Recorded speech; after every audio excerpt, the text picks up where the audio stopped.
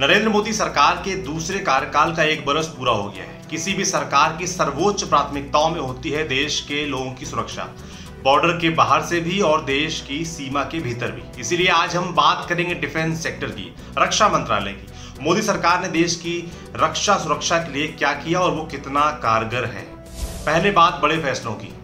Chief of defence staff CDS। अब तक हम सेना प्रमुखों के बारे में क्या जानते आए थे?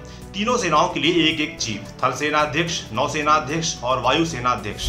15 अगस्त 2019 को जब PM मोदी ने लाल किले से देश को संबोधित किया तो एक नई पोस्ट का जिक्र किया, chief of defence staff. CDS की मांग देश में कोई आज की नहीं थी, 20 साल पहले से थी, 1999 से, कारगिल जंग के वक्त से। उस वक्त युद्ध में हम जीते तो थे लेकिन नुकसान काफी हुआ था। इसकी वजह निकली थी तीनों सेनाओं में तालमेल की कमी। इसी तालमेल को दुरुस्त करने के लिए CDS की मांग उठी थी, जो अब जाकर पूरी हुई। जनरल विपिन रावत देश के पहले चीफ ऑफ डिफेंस स्टाफ बने। चीफ ऑफ डिफेंस स्टाफ का काम है तीनों सेनाओं से लगातार कोऑर्डिनेशन में रहना और केंद्र सरकार को सेनाओं से जुड़े सुझाव देना।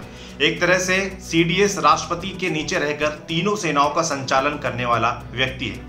दूसरा फैसला, बोडो पीस एक्ट। ये फैसला ऐसा था जिसने देश की सीमाओं के भीतर रक्षा व्यवस्था को मजबूत किया।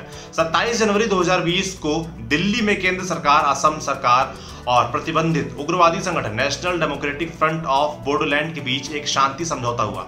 इसी के साथ असम और नॉर्थ ईस्ट में करीब 5 दशक पुरानी बोडो उग्रवाद की समस्या से निजात पाने के रास्ते खुल गए। करीब 1,500 बोडो उग्रवादियों ने 30 जनवरी को आत्मसमर्पण किया। पीस पैक्ट के तहत NDFB के तमाम कैडर मुख्य धारा में शामिल हो गए। बोडो क्षेत्रों में के विकास के लिए 1500 करोड़ रुपए का पैकेज दिया गया।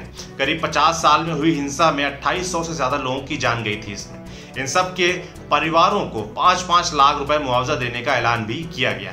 तीसरा फैसला, defence cyber space and special operation agency.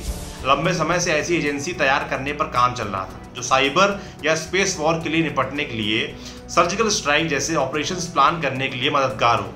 2019 में यह तय हो गया कि ये 3 नई एजेंसियां, defence cyber agency DCA, defence space research agency DSRA और armed forces special operation division AFSOD होंगी। तीनों एजेंसियां सीधे CDS को रिपोर्ट करेंगी। फैसलों के बाद अब बात करते हैं नाकामियों की। पहली नाकामी, पुलवामा पर जांच का अता पता अब तक नहीं।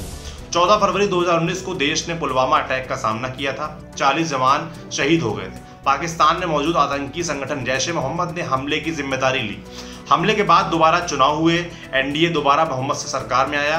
अब 1 साल भी हो गया है। पुलवामा की जांच NSG, NIA से होते हुए CRPF के कोर्ट ऑफ इंक्वायरी तक पहुंची, लेकिन अब तक कुछ सवालों के जवाब नहीं मिले हैं। जैसे कि पुलवामा हमले की NIA जांच कहां तक पहुंची, अब तक चार्जशीट क्यों नहीं दाखिल की गई है, NIA किन किन एंगल को ध्यान में रखते हुए जांच आगे बढ़ा रही है। NIA ने अब तक इस मामले में कोई चार्जशीट भी दाखिल नहीं की है, ना ही CRPF महानिदेशालय की ओर से कोई बात सार्वजनिक की गई है।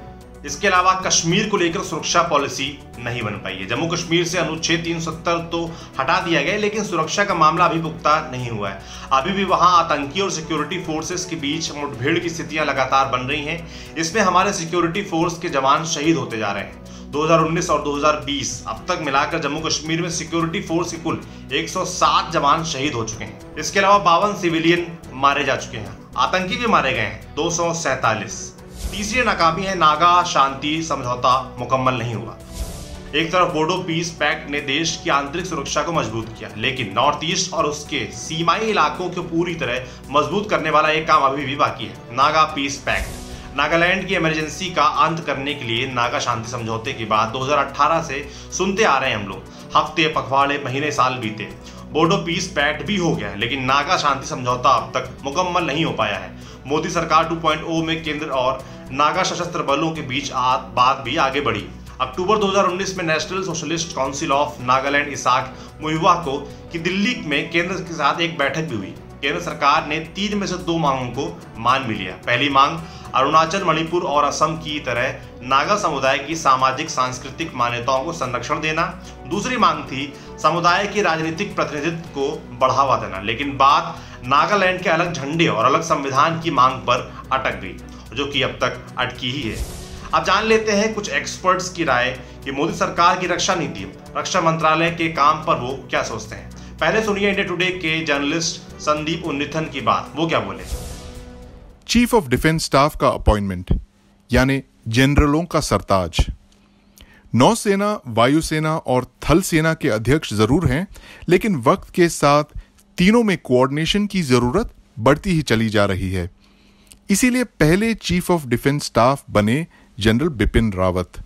उनकी अहम भूमिका न सिर्फ तीनों सेनाओं की कोऑर्डिनेशन को बढ़ाना होगा, बल्कि हथियारों के मामले में देश को आत्मनिर्भर बनाने की अहम जिम्मेदारी उनके कंधों पर होगी।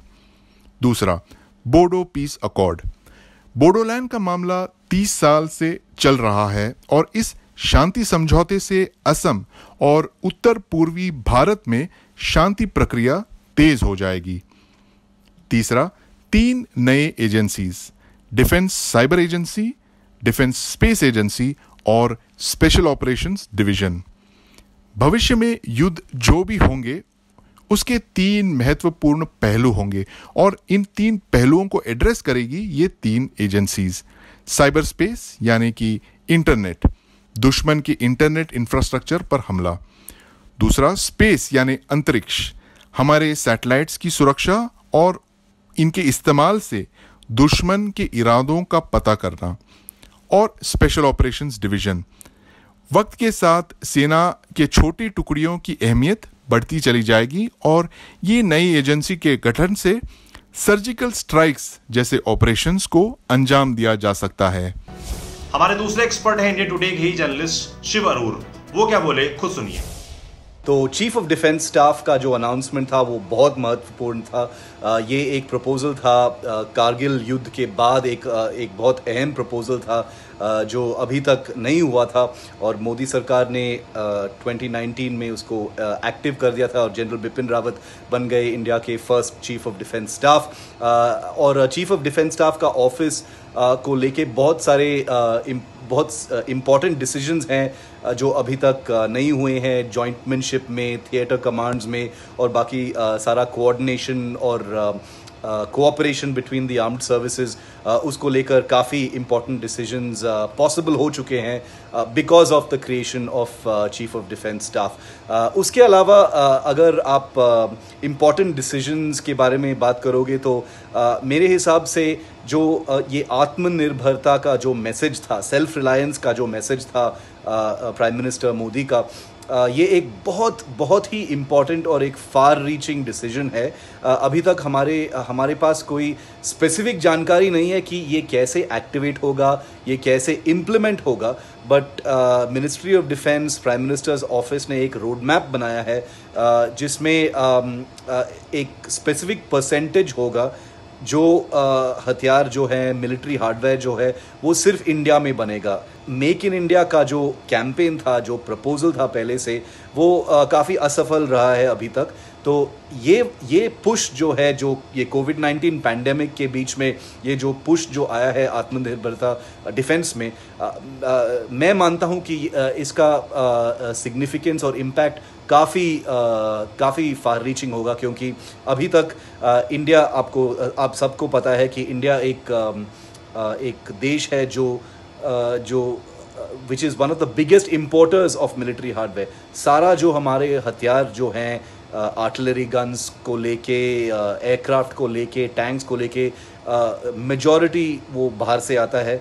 तो जो पैसे हम स्पेंड करते हैं हथियारों पे, वो फॉरेन इकोनॉमीज़ में जाता है। तो ये आत्मनिर्भरता का जो सिग्निफिकेंस हो सकता है, मैं मानता हूँ कि इसका इम्पैक्ट बहुत फार रीचिंग होगा। इंडियन कंपनीज को होगा, इंडियन साइंटिस्ट को होगा, इंडियन नो-हाउ को होगा। एक्सपर्ट की राय के अलावा बात करें तो इस एक साल में भारत की अलग अलग सीमाओं पर तनातनी बढ़ी है। पाकिस्तान से लगी सीमा पर तो तनाव रहता ही है, इधर चीन और नेपाल के साथ भी खटपट बढ़ गई है। तो आने वाले समय में इन चुनौतियों से भारत सरकार और भारत का रक्षा मंत्रालय कैसे निपटेगा, इस पर सबकी नजर बनी रहेगी।